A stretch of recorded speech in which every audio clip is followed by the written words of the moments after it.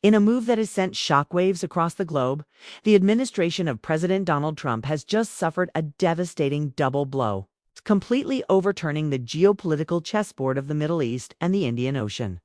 Just as reports of the collapse of underground bunkers in Tehran were surfacing, Iran delivered a defiant response by launching long-range ballistic missiles with the capability of reaching 4,000 kilometers. Key targets were no longer limited to Tel Aviv or Haifa, but rather Diego Garcia, a vital strategic military base for United States and British forces located deep within the Indian Ocean.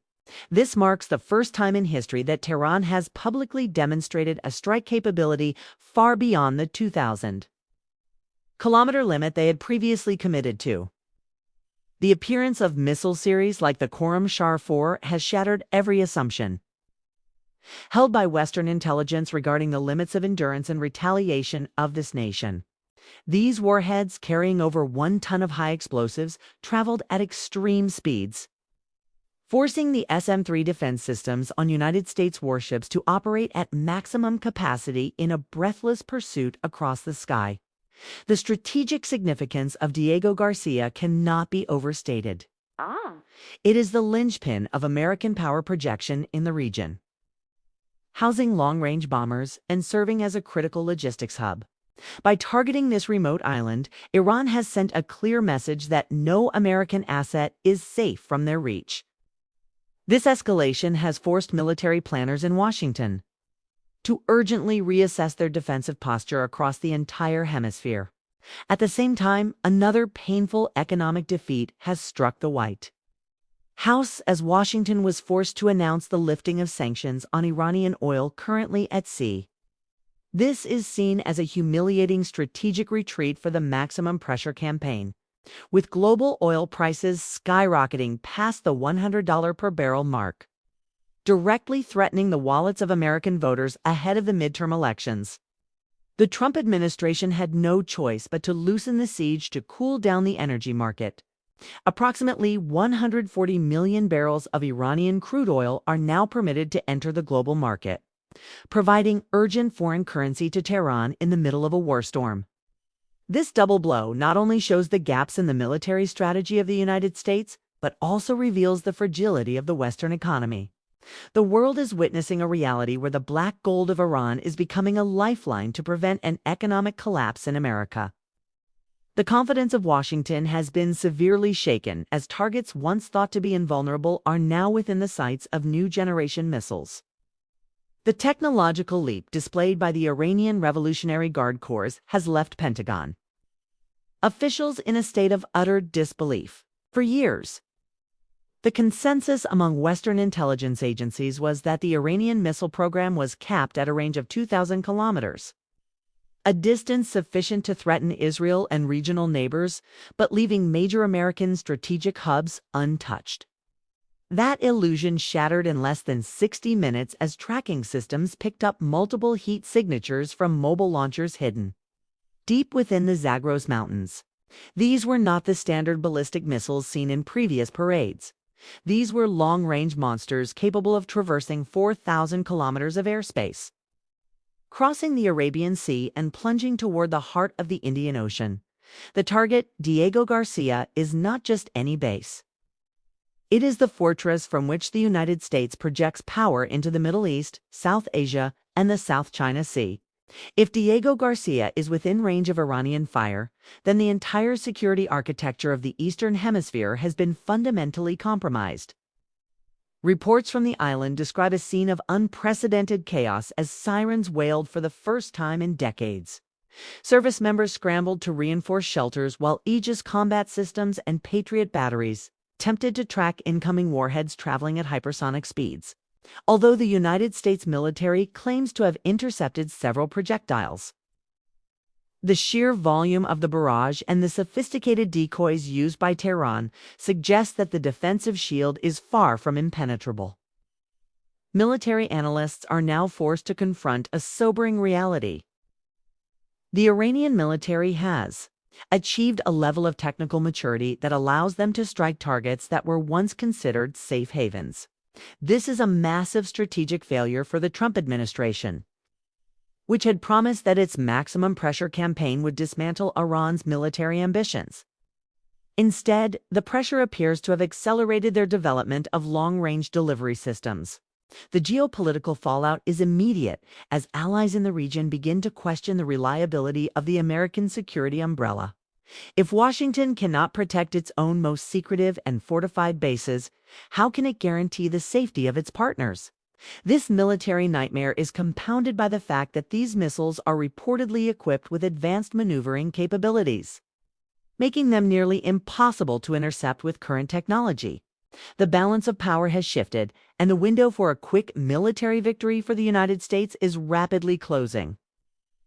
While the White House tries to downplay the damage, the reality is that Iran has proven it can strike back with devastating precision, reaching 4,000 kilometers to hit the very heart of American overseas operations. The second blow to the Trump administration is perhaps more damaging in the long run than the physical destruction of military assets. A total capitulation in the global energy war. As the conflict intensified, global oil markets reacted with a ferocity not seen in decades. The threat of a closed Strait of Hormuz, combined with Iranian strikes on regional energy infrastructure, sent crude prices spiraling out of control, reaching levels that threatened to paralyze the global supply chain. With the domestic economy reeling and the threat of a massive recession looming, the White House was forced into a desperate and humiliating gamble. In a move that shocked both allies and enemies alike, the United States Treasury Department announced the immediate lifting of sanctions on Iranian oil shipments currently in transit across the world's oceans. This decision was a direct admission that the maximum pressure campaign had hit a brick wall of economic reality, proving that Washington's financial tools were no match for the raw power of energy scarcity. This sudden policy reversal has allowed a massive fleet of Iranian tankers, often referred to as the Ghost Fleet, to emerge from the shadows and legally offload their cargo in major international ports from Asia to Europe. These hundreds of massive vessels carry an estimated 140 million barrels of crude oil, a staggering volume large enough to stabilize global prices, but also large enough to provide the government in Tehran with a massive financial windfall. The irony of the current situation is profound. The very oil that the United States spent years trying to ban from the world stage is now the only thing preventing a domestic political disaster for the American people.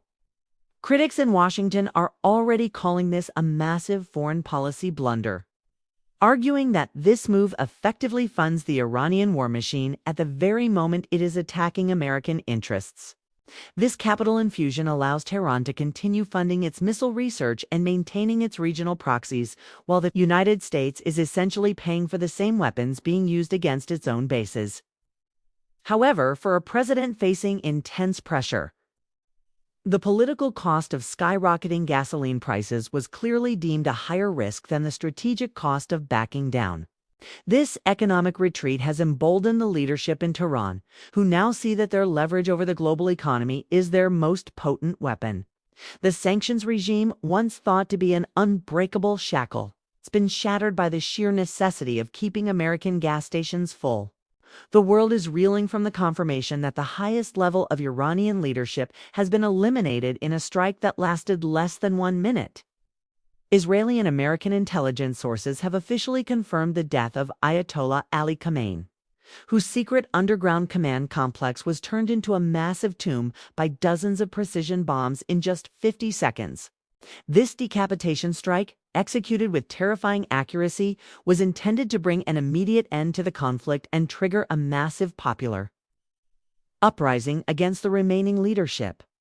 President Trump, in a dramatic televised address from the White House, made a direct appeal to the citizens of Iran, declaring that the hour of their freedom had arrived and urging them to seize their country back from the remnants of the regime. He called on the Iranian people to stay sheltered while the United States finished its military operations, promising that the government would soon be theirs to take. This was supposed to be the masterstroke that ended the war before it could truly begin. But the reality on the ground has taken a much darker turn. The anticipated collapse of the Iranian military command structure has not materialized as the Pentagon had hoped. Instead, The death of the supreme leader appears to have activated a pre-programmed, decentralized retaliatory protocol that no longer requires central command approval. This autonomous system is what allowed the 4,000-kilometer range missiles to be launched against Diego Garcia, even as the smoke was still rising from the ruins of the Tehran bunkers. The Iranian Revolutionary Guard Corps, now operating in independent, hardened cells, has shifted from a conventional defensive posture to a scorched earth strategy. They are no longer fighting for the survival of a political system, but for a legacy of total destruction against Western interests. This creates a terrifying dilemma for Washington. There is no longer a centralized authority to call for a ceasefire or a surrender. By eliminating the top leadership, the United States may have inadvertently released 1,000 smaller, more lethal vipers across the Middle East. In the streets of Tehran, the atmosphere is a volatile mix of mourning, fear, and silent anticipation. While some dissidents see an opportunity for change, the reality of carpet bombing and the constant threat of incoming strikes have kept the population paralyzed. The United States and its allies are now facing a war against an enemy that has nothing left to lose and a military apparatus that continues to function with lethal efficiency. This is no longer a controlled strategic operation. It has devolved into a chaotic struggle against a decentralized force determined to inflict maximum pain on its way out. While Washington grapples with the strategic fallout, the reality on the ground in Israel has shifted from a state of high alert to one of total desolation. Tel Aviv, once the vibrant economic and cultural heart of the nation, has been transformed into a ghost city. The streets are eerily empty, and the skyline is frequently marred by the smoke of successful strikes that have managed to bypass the most sophisticated air defense network in the world. The Israeli government has implemented a strict media blackout, imposing brutal censorship on any reporting that shows the true extent of the destruction. However, leaked footage and eyewitness accounts suggest that the Iranian hypersonic missiles have achieved what many thought was impossible, striking deep into the urban core and paralyzing the daily life of millions. This psychological blow is as significant as the physical damage, as the civilian population finds itself living in a perpetual cycle of sirens and bunker life. With the myth of invulnerability shattered, the Iron Dome, once the pride of Western military technology, is being exhausted by wave after wave of low-cost drones and high-speed projectiles, leaving the nation vulnerable in a way it has not been since 1973. At the same time, the humanitarian crisis inside Iran is spiraling out of control as the campaign of carpet bombing continues. In the southern city of Minab, a devastating airstrike reportedly hit a girls' school, leaving dozens of children dead and many more wounded. While the Pentagon maintains that it does not deliberately target civilian infrastructure, the sheer scale of the aerial assault in densely populated areas makes such collateral damage unavoidable. This tragedy has not led to the popular uprising that President Trump predicted. Instead, it has galvanized a grieving population, turning grief into a fierce and vengeful nationalism. The global community is watching in horror as the rhetoric from Washington becomes increasingly aggressive. High-ranking American officials, including Senator Lindsey Graham, have openly called for a mass murder campaign to settle the conflict once and for all, stating that the United States is prepared to blow the hell out of the Iranian people in the coming weeks. This escalation of language, combined with the visible suffering of civilians on both sides, has stripped away any pretense of a liberation mission. The war has evolved into a brutal struggle of attrition where the human cost is no longer a secondary concern but a central, tragic reality of the new Middle Eastern order. The question that now haunts the corridors of power in Washington is whether Donald Trump has committed the most significant strategic blunder of his career. What was marketed as a lightning masterstroke to decapitate the Iranian regime has instead ignited a regional conflagration, with no clear exit strategy.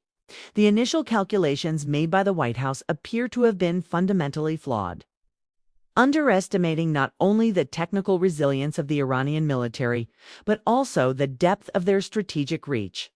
This is not the quick transition of power seen in previous decades, nor is it a swift regime change like the one attempted in Venezuela. Instead, the situation is rapidly beginning to mirror the quagmire of Afghanistan. But on a much more lethal and technologically advanced scale, the Middle East is burning, and the United States finds itself caught in a trap of its own making, for every military success is met with a disproportionate and unpredictable cost.